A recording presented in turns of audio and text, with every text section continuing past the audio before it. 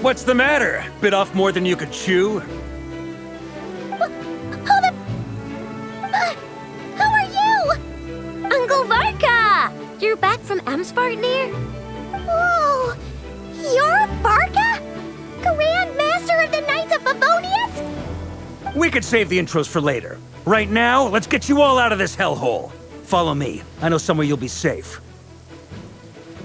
Oh, is that where I think it is? That's the one. Come on, move! There's no time to waste.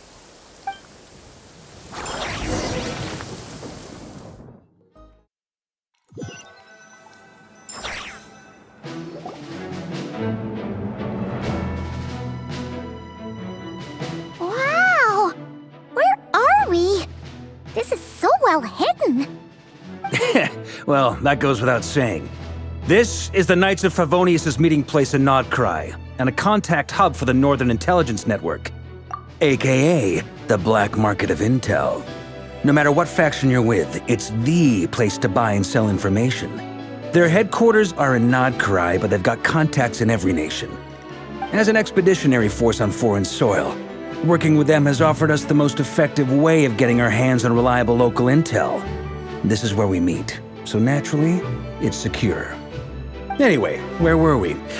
Folks from Nod-Krai should be pretty familiar with me by now, but I believe this is the first time we've met.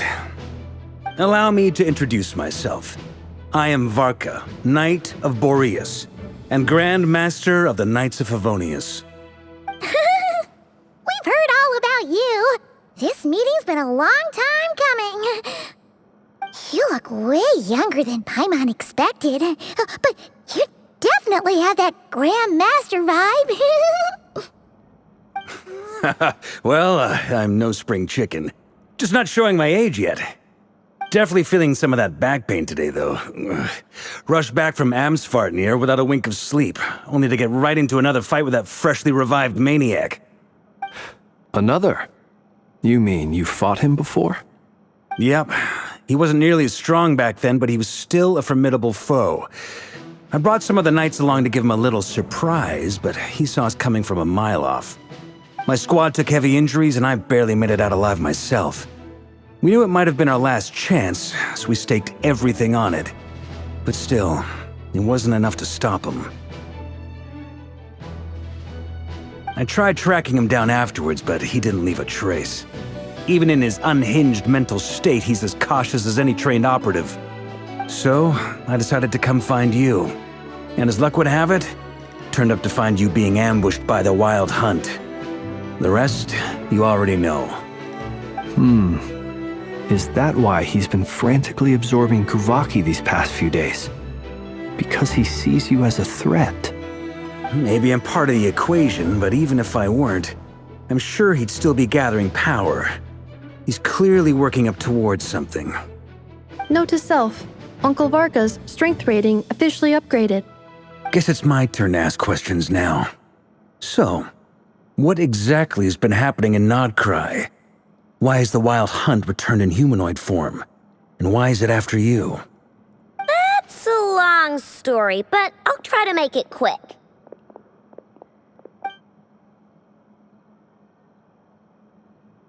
Wow, I had no idea so much had happened. Sounds like you guys have really been through it. So, the Kutar is actually a Fatui Harbinger. And all this Wild Hunt activity in Nod-Krai is the work of the Raker of Solnari, one of the 5 sinners. That's a lot to take in. Need some time to wrap my head around it all. I'm truly sorry, Mr. Varka. You stood with us against the Wild Hunt, and did everything you could to stop it from escalating into a full-blown catastrophe. And then, the one time you're away, it all comes to a head and all your hard work gets undone. You've got nothing to apologize for, Miss Moonchanter. You can plan 100 steps ahead and still slip up. That's just life.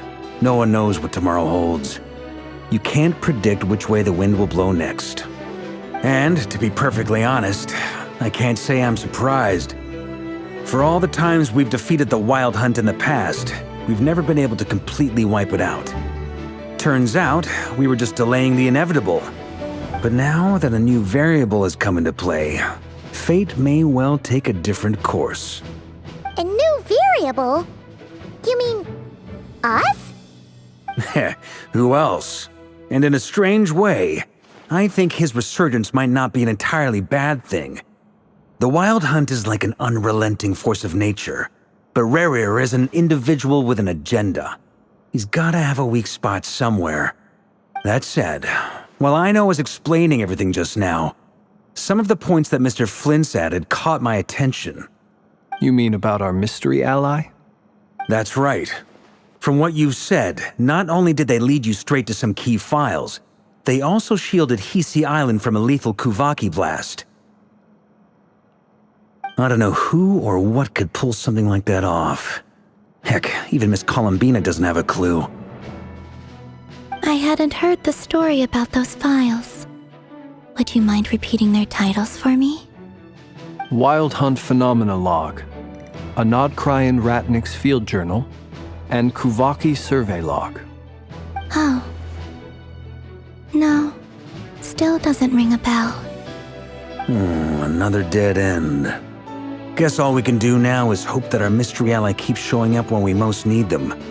Still, it's safest to assume they won't be intervening again. From here on out, we'll have to resolve this crisis by ourselves. Your intel also explains something else I've been wondering about.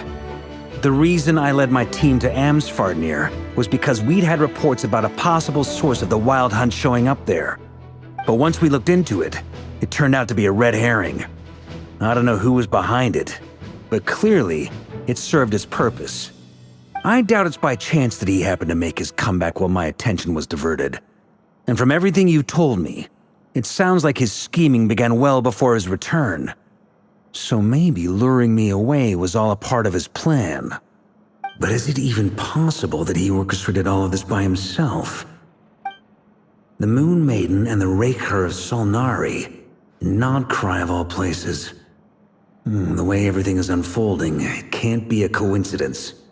So, what do we do now? Got any ideas?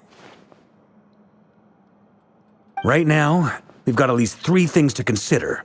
Let's go through them one by one. First, we need to figure out how to take down Rerir. If we can't beat him in a straight-up fight, the rest won't even matter. To my knowledge, the bulk of Nod-Krai's fighting force is already gathered here. But even with everyone united, we're still no match for Rerir in his current state, let alone with his power still growing. What if there was a way to tap into a new power of our own? How so? Have you thought of something, Columbina? 3 moons once watched over this world. The Eternal Moon was the largest, the Frost Moon was the brightest, and the Iridescent Moon was the most mysterious. They say that back then, the 3 moon goddesses wielded immense power, enough to shape the workings of the world itself. I now bear the Frost Moon's power, and the Eternal Moon's marrow resides within the Traveler. Hold on. Are you suggesting? The Iridescent Moon, the last piece in the puzzle. That's right. If we can find the Iridescent Moon's marrow, I will be able to regain my strength much more quickly. The 3 moons are said to stir the tides and illuminate all things. Perhaps they hold further secrets beyond our understanding. According to my analysis, the solution is feasible. However, it is subject to one major condition. How do we locate the Iridescent Moon's marrow? I know a way, but we will need to visit the Fatui's Experimental Design Bureau. The Experimental Design Bureau? Are you saying we need to involve Marionette? Yes. I must speak with Sandrone. It's a long way from here to the Experimental Design Bureau. There's a high chance you'll be spotted.